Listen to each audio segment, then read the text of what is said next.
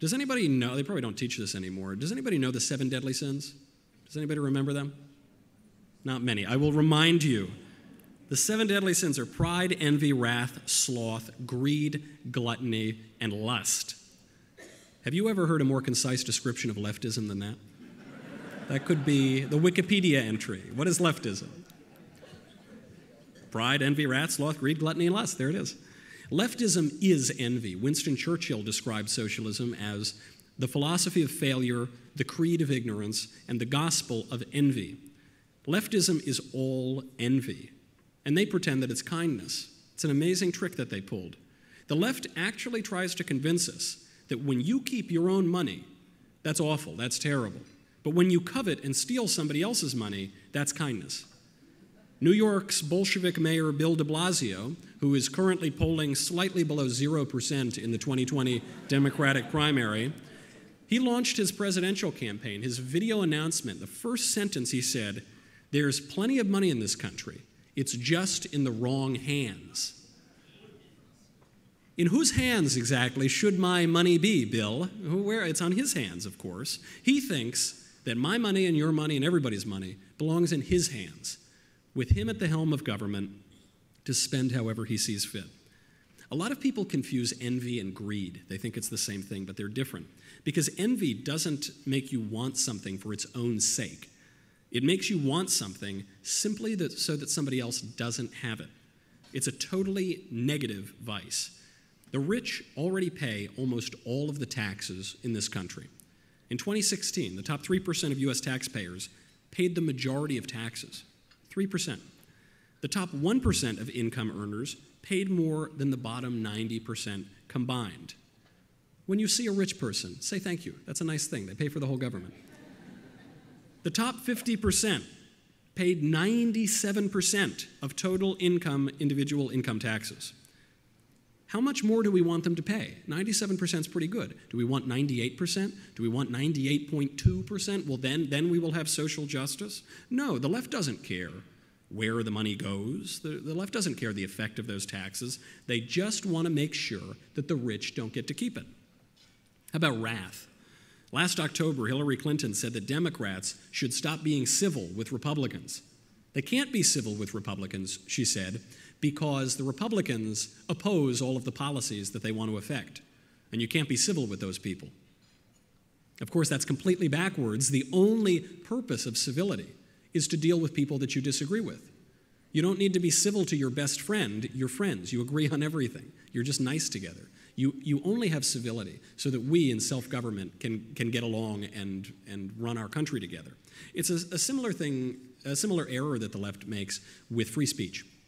They'll say, the First Amendment doesn't protect hate speech. Free speech isn't hate speech. The First Amendment only protects hate speech. That is the only purpose of the First Amendment. You don't need to protect popular speech. And what is hate speech? Who's going to define hate speech? I bet you if Hillary Clinton and I were told, write down a definition and a description of hate speech, we would have very different definition. We actually might have the same definition. It would just be what the other one said. That's the hate speech. Whatever that person said, that's it. Outlaw it, please. That's crazy. Hillary isn't the only one to come out and embrace wrath, though. Maxine Waters, who has served in Congress since, I think, 1875, has recently encouraged a mob of her supporters to attack conservatives in public, wherever they see them. Get in their faces. Go over to their houses where their children sleep and accost them and harass them. Whole leftist organizations exist to get conservative commentators fired, groups like Media Matters, groups that stage fake boycotts of conservative advertisers to ruin conservative livelihoods. The leftist website, the fake journalism outlet Vox.com, just launched a campaign to get prominent conservatives kicked off of YouTube, most notably Steven Crowder, but the rest of us as well. Last week, the top leftist celebrities in the country cheered when a prominent 18-year-old conservative was kicked out of Harvard for privately offensive jokes he made when he was 16 years old that had been leaked by a political opponent. You had big Hollywood stars spiking the football, so happy that an 18-year-old had his life ruined for being a conservative. It's not enough simply to disagree with conservatives. The left wants to ruin those conservatives' lives. Wrath. How about sloth? That one goes along with envy. The left wants to get something for nothing. It wants to profit off of other men's work, to enjoy professional and social benefits without the labor and the cost. We know that America is the land of opportunity. The United States in 2019 offers the widest opportunity for the greatest number of people, regardless of birth or circumstance, to accumulate wealth in the history of the world. If you can't make it here, you can't make it anywhere. You blew it. And yet the left seeks as best it can to come up with excuses for not achieving. Someone else is privileged. The system is out to get them. Someone else is keeping them down. Ironically, today on the left, grievance and victimhood have actually become privileges. Everyone wants to be able to claim some sort of oppression. Ultimately, all of this is just an excuse for laziness. Because over the long haul in the United States, if you are willing to work hard, anyone and everyone can improve his station in life. How about greed? Greed is the selfish desire for the thing itself. Everybody can be greedy. I'm not saying only one group can be greedy. However, studies show that leftists are greedier than conservatives. Conservatives give more to charity and at higher rates than leftists. It was very enjoyable last year when the New York Times actually had to admit this. They were going to do a study of IRS documents to prove that conservatives aren't more generous. Guess what they found out? They're a lot more generous. Why are leftists so stingy? It's because they want to outsource all of their charity to the government. But when you outsource charity to the government, you totally destroy charity. Dinesh D'Souza put this well a few years ago. He gave a situation. You're walking along on the street, and you're eating a sandwich. And there's a bum on the street, and he wants a sandwich. You say, okay, that guy's hungry. I can get away with eating half a sandwich. Here you go, bum. Here's half of my sandwich. The bum feels gratitude. The bum feels loved, feels noticed, feels cared about in his country. You have done an act of charity. That's a very good thing. That's a moral transaction. Now, here's the leftist version of that. I'm walking down the street. I've got my sandwich. You got the bum on the street. And then, out of nowhere, on a white stallion, Alexandria Ocasio-Cortez, pistol in hand, comes running in. She says, Michael, give your sandwich to that lazy bum. He deserves your sandwich. I say, he doesn't. What are you talking about?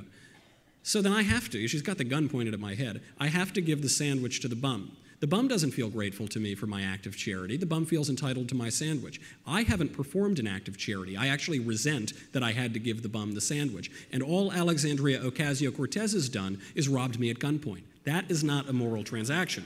But that is charity to the left. How about gluttony? Speaking of sandwiches.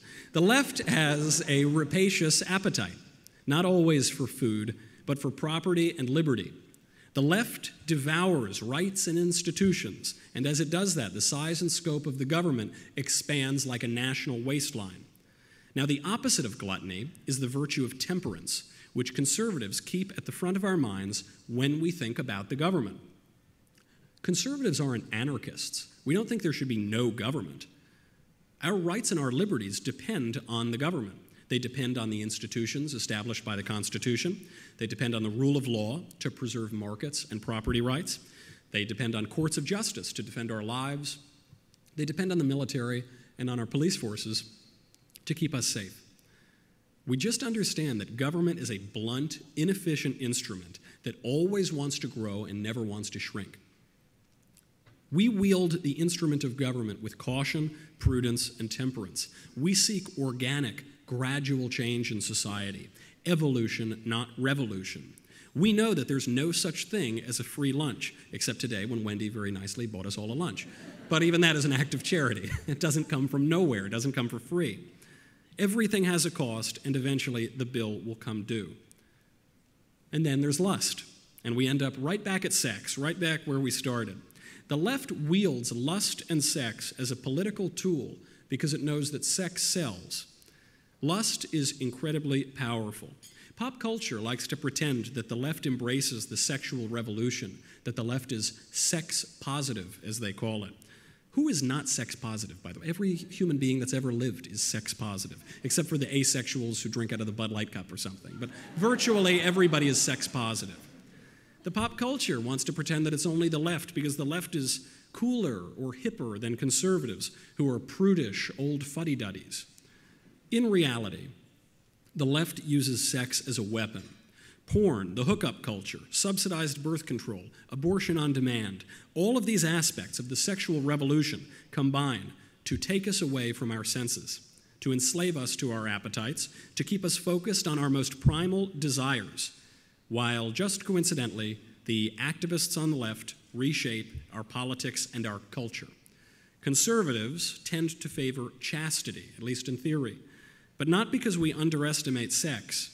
On the contrary, we do so because we understand precisely how central sex is to our humanity, how powerful a passion sexual desire can be, and how strong a motivator it is for human action. Lust, gluttony, greed, sloth, wrath, envy, and pride, the 7 deadly sins, the 7 keys to leftism, all the ingredients necessary to destroy a nation. Our founding fathers knew this. They knew that if our nation were to survive, it would require an immense amount of virtue. George Washington wrote that virtue is a necessary spring of popular government. Without virtue, happiness cannot be, wrote Thomas Jefferson.